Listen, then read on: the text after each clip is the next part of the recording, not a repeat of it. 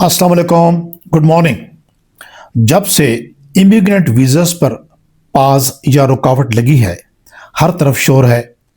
पाज क्यों लगा, बहुत गलत लगा, नहीं लगना चाहिए था, इंडिया पर क्यों नहीं लगा, पाकिस्तान पर क्यों लगा, वगैरह वगैरह। ये ऐसा ही है कि सांप गुजर चुका है और उसकी लकीर को पीट रहे हैं। अब इस बहस का कोई फायदा नहीं है। Please stop talking about it. हमें हकीकत की तरफ आना चाहिए और हकीकत यह है कि पाज लग चुका है। अब अगला मसला यह है कि how to get out of it, या what should we expect now from the USCIS and how we can make ourselves ready for after pause situation. तो गुजारिश है कि USCIS जो कर रहा है उसे करने दें। कुछ प्रोसीजर्स हमारे अपने समझने की भी हैं ताकि आने वाले दिनों की परेशानी कम हो जाए। आज आपकी परेशानी को कम करने के लिए 2-3 बातें करनी है।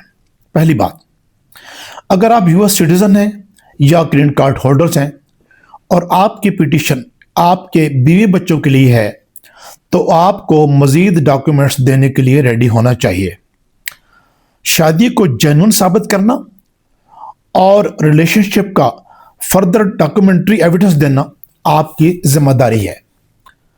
अगर हम शादी के सबूतों की लिस्ट पर बात करना शुरू कर दें तो वीडियो गैर ज़रूरी तौर पर लंबी हो जाएगी। जिसने शादी की होती है सारे सबूत उसके पास होते हैं। USCIS इस पाज के बाद ज़्यादा से ज़्यादा आपसे मज़ीद सबूत मांग सकता है जो आपने यकीनन दे देने हैं। लेकिन आप मेरी एक बात लिख रखें, आपके बीवी बच्चों को अमेरिका आने से किसी का बाप भी नहीं रोक सकता। ये ज़्यादा से ज़्यादा रूल्स, रिक्वायरमेंट्स और प्रोसीजर को चेंज कर सकते हैं। फिलहाल अमेरिकन कॉन्स्टिट्यूशन को कोई चेंज नहीं कर रहा। ये भी ध्यान में रखें कि 9 माह बाद मिड टर्म इलेक्शन होने वाले हैं। तो इस तरफ से आप बेफिक्र रहें कि आपके बीवी बच्चों को वीज़ा नहीं मिलेगा या रिफ्यूज़ हो जाएगा। बिल्कुल रिफ्यूज़ नहीं होगा। हाँ, देर हो सकती है। जब तक USCIS काम कर रहा है आपको इंतज़ार करना होगा। सब्र के अलावा इसका कोई हल नहीं है। माँ बाप और बहन भाइयों के वीज़ा के बारे में USCIS क्या सोच रहा है या आने वाले रूल्स, रेगुलेशंस और प्रोसीजर्स में इनके बारे में क्या होगा, नोबडी कैन प्रिडिक्ट।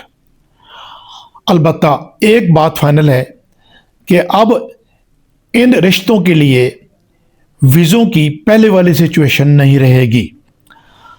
लेकिन इनके बारे में जो भी फैसला होगा वो ग्लोबल होगा, सबके लिए होगा। किसी एक मुल्क को सिंगल आउट नहीं किया जाएगा।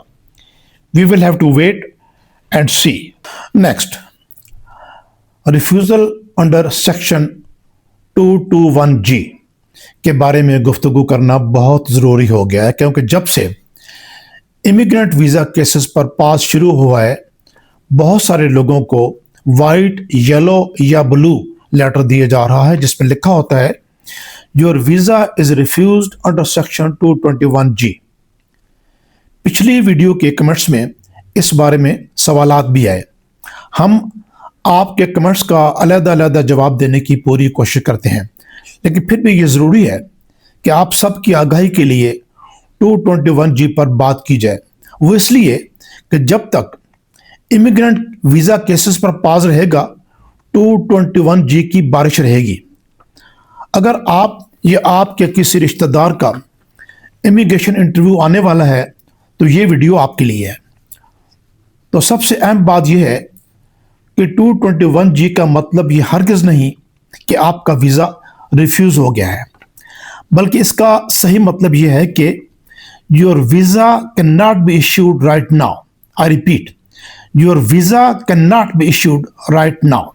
अब इंटरव्यू देने वाला हैरान हो जाता है कि मेरा वीज़ा आज क्यों नहीं इशू हुआ। जाहिर है कि इससे सारी फैमिली परेशान हो जाती है और अमेरिका में आपका पिटिशनर जो आपका मुंतज़र है वो भी परेशान हो जाता है। आप सबका एक ही सवाल होता है कि हमारा वीज़ा क्यों नहीं दिया गया। तो इस बात का जवाब यह है कि शायद آپ کے کیسز میں کوئی کمی ہے، مثال کے طور پر کوئی مسنگ ڈاکیومنٹس یعنی police character certificate, financial documents, marriage registration certificate, family registration certificate, نکاح نامہ، proof of relation ship, affidavit of support, W2 وغیرہ وغیرہ۔ نیکسٹ، یا بینیفیشری یا پٹیشنر کی ویریفیکیشن ہونا باقی ہے، یا سیکورٹی چیک یا بیک گراؤنڈ چیک ابھی مکمل نہیں ہوا، اس وجہ سے ویزا ریفیوز کیا گیا، یا میڈیکل رپورٹس میں کوئی ایشو ہے، یا نیم اور ڈاٹا آپ کا مس میچ کر گیا ہے، اس پہ کام ہونا باقی ہے، یا آپ کی کوئی پریویس امیگریشن ہسٹری ہے، اس کو بھی دیکھنا ہے۔ تو یہ وجوہات ہوتی ہیں عام طور پر 221G کی۔ ان سب کے علاوہ جو وائٹ، یلو یا بلو سلپ آپ کو ملی ہے، بعض اوقات ناٹ آلویز اس پر بھی لکھا ہوتا ہے کہ what is required from you، یا لکھا ہوتا ہے کہ please wait for administrative processing. اب اگر تو آپ سے مزید ڈاکیومنٹس مانگے جا رہے ہیں تو ان کو CEAC پر جا کر اپلوڈ کر دیں، اور اگر آپ کسی وجہ سے اپلوڈ نہیں کر سکتے تو وایا کوریئر سروس ایمبیسی کو بھیج دیں، اور پھر ایمبیسی کی طرف سے اگلی ای میل کا صبر سے انتظار کریں۔ یہ انتظار چند ہفتے، چند مہینے اور بعض اوقات 1 سال سے زیادہ عرصہ کا بھی ہو سکتا ہے۔ اس دوران آپ اپنی ای میل اور CEAC پر اپنا آن لائن سٹیٹس چیک کرتے رہیں۔ یاد رہے کہ ایمبیسی کو ای میل کرنے یا فون کرنے سے آپ کا کیس جلدی پروسیس نہیں ہوگا، تاہم ایکسیپشنل سرکمسٹانسز کی صورت میں آپ ایک دفعہ ریکویسٹ بھیج سکتے ہیں۔ اب اگلا سوال یہ ذہن میں آتا ہے کہ کیا 221G سیکشن کے تحت ویزا ریفیوز ہو سکتا ہے؟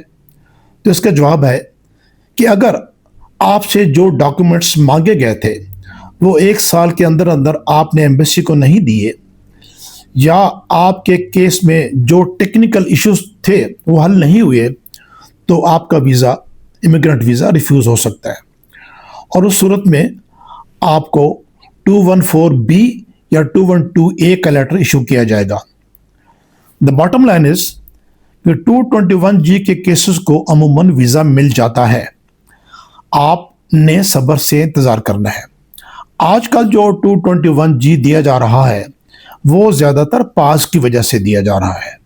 جب پاس ختم ہوگا تو آپ سب کو ای میلز آنا شروع ہو جائیں گی کہ اپنا passport through courier service embassy کو بھیج دیں، تو آپ کے ویزاز لگ جائیں گے۔